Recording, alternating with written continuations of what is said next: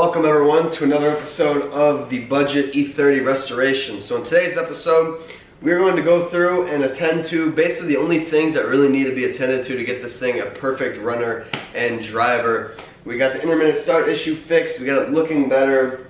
Now we just need the last couple things to ensure that this motor is ready to kind of go and drive this winter. I want to do the fuel filter first, but it looks like to get to that we're going to have to take out all the intake and stuff because the fuel filter is in a really stupid spot and it looks like it's going to be a huge pain to get to. But this stuff has to come out anyway because we're doing the intake boot.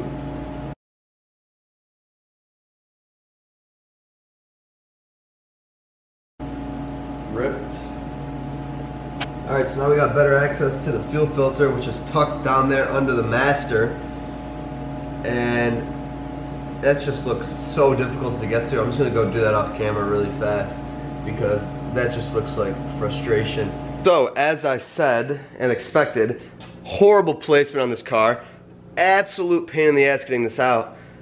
But, even crazier, you guys think it's bad when your fuel filter was made in West Germany? This is the original freaking fuel filter on this car. It's never been replaced. Look at how genuine BMW stamping, made in West Germany, made before the Berlin Wall fell. This is probably my favorite part of working on these old 80s BMWs because when you pull off parts that say West Germany, it's just the coolest for like a history geek like me. It's just the coolest thing ever, man, because that just shows you that this thing was made.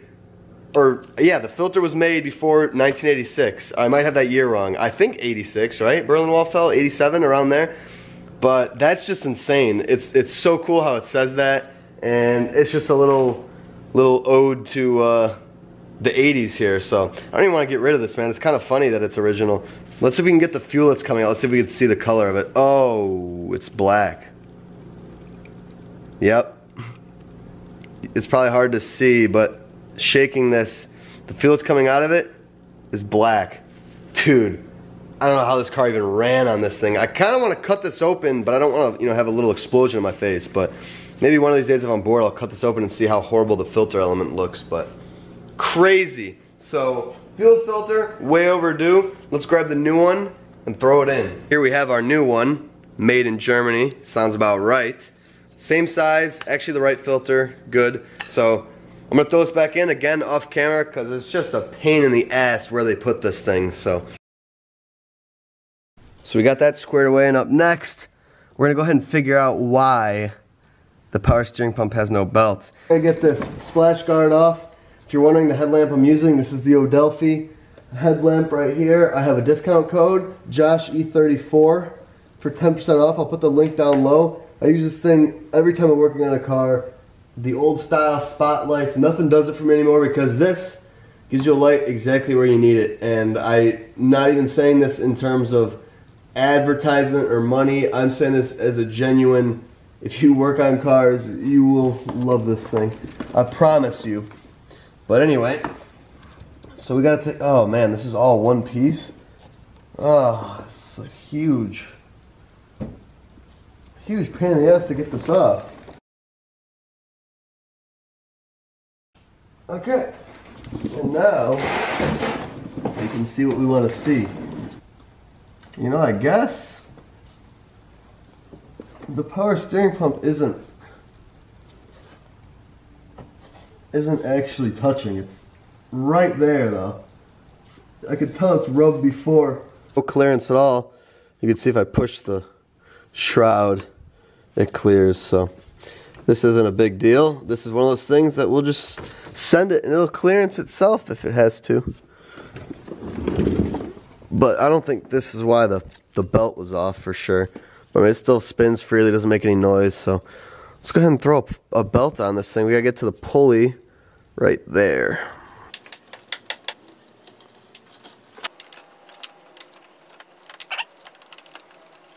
FCP said this is the right belt. This is a 10 by 825.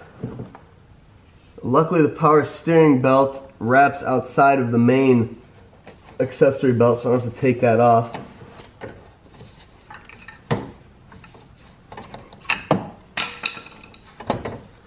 today.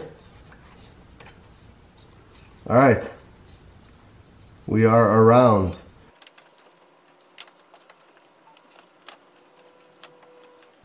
Okay, we got it where we want it. Now I gotta get the 13 and tighten it. And my camera died. I don't know how much I missed, but we got the power steering belt on. Everything's tightened. The adjusting mechanism actually worked, which I'm astonished. So that's a job done there. And now that we're down here, we're gonna go ahead and change the oil. And let's hope that that oil filter doesn't say West Germany on it, because that would be despicable. There's our old filter right there. It's got rust on it. Not a great sign. That looks old as hell. It always boggles my mind that the M20 is, I think, one of the only old BMW engines that has a canister spin-on style filter. Almost all of them I know have the drop-in on the top. It's the only one I know that's spin-on, but it's at least in a reasonable spot that will drip down and not get all over everything that's in the engine base. So that's a nice thought right there. So we're gonna drain it first, then we're gonna spin this off. I bet that's seized as hell. Considering how this drain plug looks, it looks like it hasn't come off in quite a long time. This thing is probably crying for some new oil, the poor car. Oh my goodness. Oh, I've never felt a drain plug on there that much.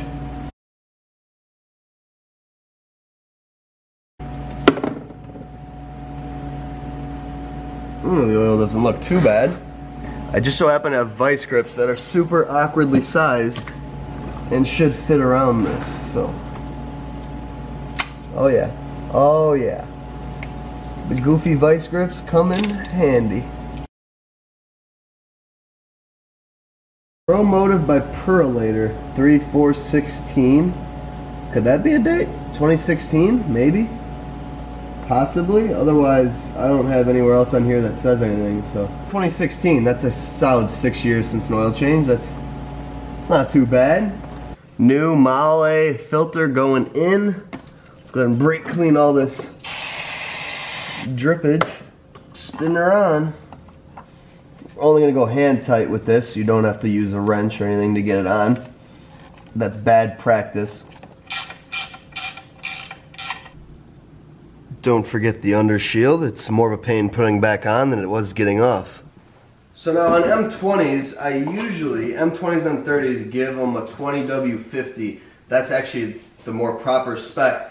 But since this car will be seeing winter and very cold driving, I want to get the oil a little bit thinner, so I'm going to go do 10W40. But the high mileage Castrol is stuff I like, so hopefully it's thick enough because of the high mileage formula that it'll keep this thing nice and quiet, but still give us decent enough protection in the cold. I read some posts and a lot of people that seem to like to do this if they drive their M20s in the winter time. So I believe the spec is 4.5 quarts.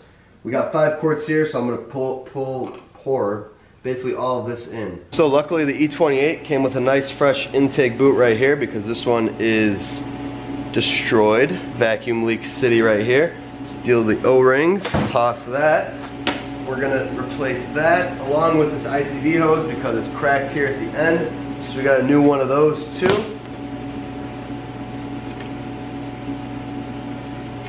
Oh yeah, surely enough, this was cracked on both ends. Brittle as can be. I bet this will crack. No, maybe not, but still.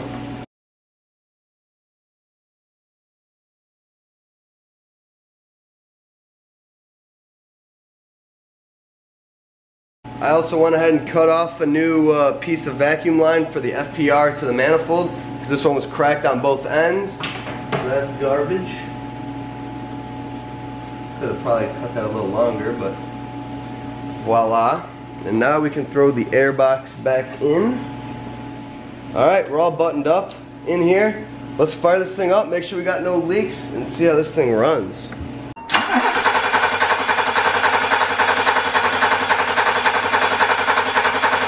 We gotta get fuel, of course.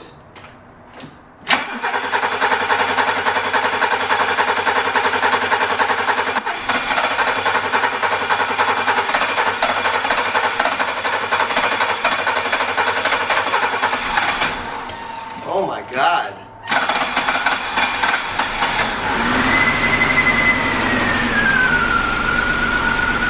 So, we got fuel injectors that are we got fuel injectors leaking bad. I was messing with those. Alright, yeah, looks like we're gonna have to pull the fuel rail out and reseat these injectors. I noticed they were all messed up. I thought they were fine, but definitely not. It is leaking very bad. But power steering works like a champ. And everything else seems pretty good. Let me reseat these injectors, pull this rail out, and then let's retry. Yeah, so that would explain why that was literally the worst startup I've ever heard in my life. So the rail on this car is such a pain in the ass because how the manifold loops over it. So we're gonna have to get this ICD bracket out of here because we're gonna have to pull it this way. There's 4 bolts that hold it on. We gotta get all those, pull off all the connectors. The rail's loose. Now we can undo the connectors.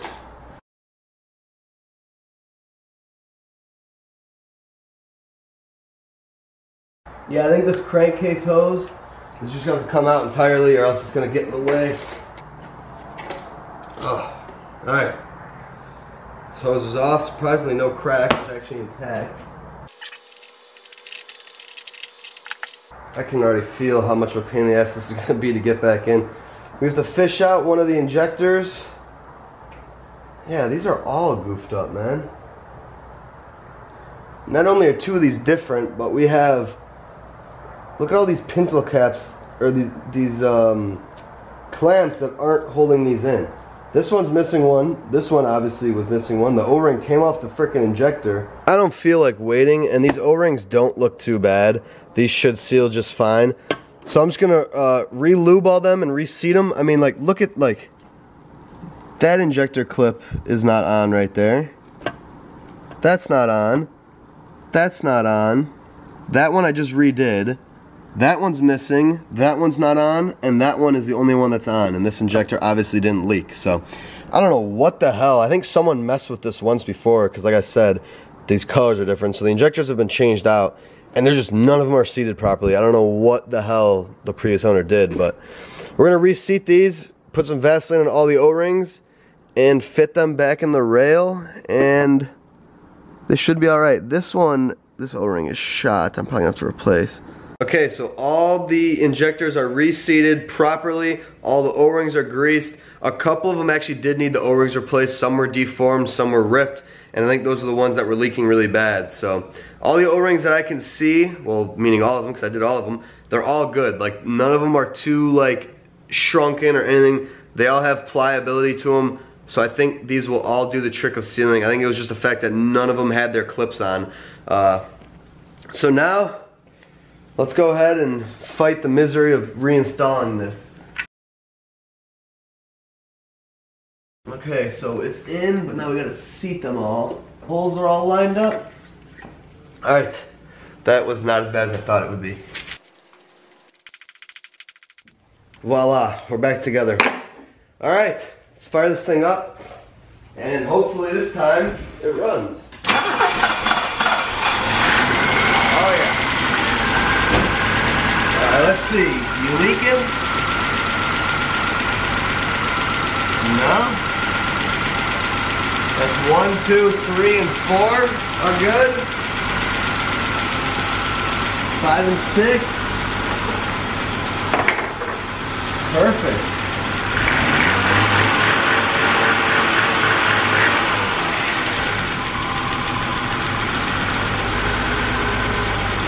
Yeah, we're mint. Oh yeah, this thing's running beautifully. Nice and smooth. Fuel pump's not leaking, working good. It still sounds like the old one did though. Not as bad, but it has a weird groaning to it. Maybe it's because we're low on fuel and I have to get some more fuel in that tank, so I'm not gonna say anything about that until I get more fuel in it, but I'm not worried about it. Alright, so pins 7 and 1 on the diagnostic port right there. Then we're gonna go key on to ignition. Hold it for I think 5 seconds and the lights should reset. There we go. That was more than 5 seconds, but all green. So now, take the jumper out. This is for those of you that don't have the peak tool, by the way. So this is the poor man's way to do it. I said we were gonna go for a ride but I'm thinking that we still have an issue here, and this will probably confirm it, but I think I mentioned at the end of last night before I parked it, the fuel pump was still making that groaning noise. Brand new fuel pump, still groaning. And I did not know, but these E30s, these early models, have a two fuel pump system. They have a low pressure pump in the tank that basically supplies fuel to the high pressure pump that's right here. And I was reading through some threads and people mentioned like weird noises, and they said that a telltale like groaning, hissing, cavitating, or whatever that word is, sound means that the high pressure pump isn't getting enough fuel. And I think that's the issue with this car, because it doesn't make any sense to me why a brand new fuel pump makes the same noise. It's not really the pump itself, it's literally, you can hear like the line has a weird noise and it sounds like inconsistent fuel. Alright, so the pump is here under the back seat behind this cover. We gotta take it off with some Phillips. Oh, this hose clamp's broken. Okay, well that's a bad sign.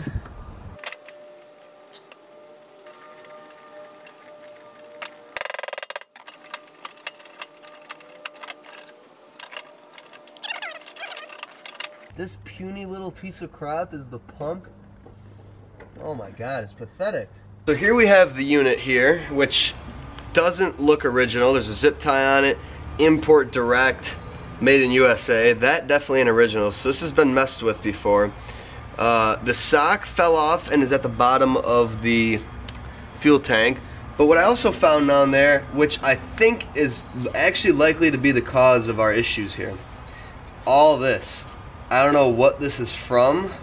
Something degraded down in the fuel tank, and it's like a black like rubber, and it's just falling apart. And this is all of it. I fished it all out. So this, if it's in the little surge tank in the fuel tank that these cars have, and you got this sucking, this is gonna get dragged into the sucking and clog the pump. And I think that is where we're gonna get an issue with our flow. So I'm gonna bench test this right now with the jump box, see how it runs, see if it makes any noises or anything like that. It's definitely not original, but it looks like it would probably work fine. And if it's not original, it's even better, because that means it's probably working better than the original one. But with this stuff down there, without a sock on here, I think we have a good chance that this is what's clogging up this pump. So let's go ahead and bench test it, and hopefully none of those smaller chunks got in here. Well, never mind the stuff clogging it, because this pump's dead. So you can see here, when we jump it, we have absolutely nothing. Just to confirm that I'm doing this right, you come over to the other pump we have, and it works fine. So this is a dead pump. Interesting, interesting. After many delays and a lot of wait time here, we have our brand new fuel pump. And the moment of truth is to find out if this is the same. Looks pretty damn much like it's the same. So I think we're gonna be all right, but I just gotta make sure that the fittings or the sizing of the inlet and the outlet's the same. So I think I might have explained this, but maybe I didn't. This original unit here with the original fuel pump is like upwards of $300. OEM I think is almost $500. Outrageously priced for something that this doesn't go bad. This could go bad, but this one isn't bad. And a pump. And this is up in the forums if you haven't seen. It is common knowledge, I guess maybe not common knowledge, but it's in the forums, that a 1974 through 76 or around there Chevy Vega fuel pump, which is this, fits on this assembly. Same inlet size, same outlet, like whatever, you just need a sock. And that's actually what this car already had done to it. So this has been replaced before, because this is obviously not an OEM BMW fuel pump, it says import direct on it. So this has already had that upgrade or mod, not even an upgrade, but this thing done to it. And this one, as you saw, failed. Here's our replacement one. It came with this entire install kit, which is a bunch of garbage that we're not going to be using. Because basically this was just zip tied here. It sits like this. You can see the level comes out about even with the return. And yeah, easy install here. So let's take this out, bench test it, make sure it does in fact work. Then we'll get this whole unit back together and throw it in the car. Yep, alright, that's a good pump. The other one did not do that, it was seized. So this is good. This is good. This should solve our weird groaning issue. See? They're the same level there. The ground is super goofy on these, how it's literally like a strap from the assembly itself that goes up to the connector, and then the positive is a wire that goes down. So I'm gonna make sure that the assembly as a whole works properly. So I'm gonna go straight to the connector and make sure that it initiates. Otherwise, I'm gonna zip tie it around here like it was before, which kind of holds it together. And we're just gonna drop it in. Oh yeah. I fished the strainer out of the pump with a screwdriver. So now we're all good. And you can see there, that's the return line. It literally fits in there. This all fits as a perfect assembly with the Vega pump, which is insane. I got one little zip tie kind of holding it all together. This seems to be pretty firm on there. I don't think I gotta worry much, so time to drop this in.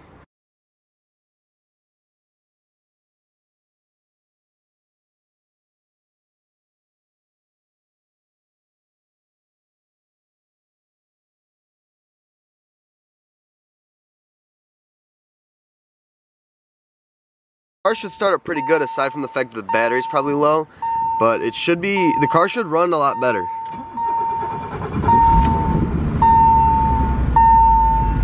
Oh yeah, you can hear it very easily. I don't know if you guys can hear it on camera, but obviously the plate with the sound deadening will quiet down, but I'm sure an OEM one is quieter than this you know, O'Reilly style one. Alright, so I got the back seat and the cover back on. You can't hear the fuel pump, which is good. It quieted it down. This thing otherwise runs. I went for a quick little spin without the camera. Runs and drives good. The noise is completely gone, like I said. You don't hear any more groaning or, you know, gurgling of lack of fuel. So who would have thought that that was the issue? So I didn't have to fix that, or I didn't have to replace that inline pump at all, turns out. So I wasted my time with that. But it doesn't hurt to have a new pump. So now this thing officially has 2 new fuel pumps. It's getting all the fuel it needs.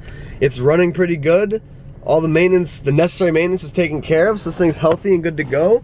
And I would say we're probably about done with it, because I don't really care to put any more work into it. Fine tuning wise, it could maybe use, you know, plugs and this and that, but nothing that I feel is necessary to keep this thing reliably driving, and that's basically all I'm trying to get it to. So it still has old fuel in it nonetheless, so if putting fresh fuel in this thing I think will make a big difference. But we have solved all the issues we need to solve. Power steering's here, no noises, everything's pretty good. So my camera's about to die, but thank you guys for watching. I hope you enjoyed, and I'll see you in the next one. Peace.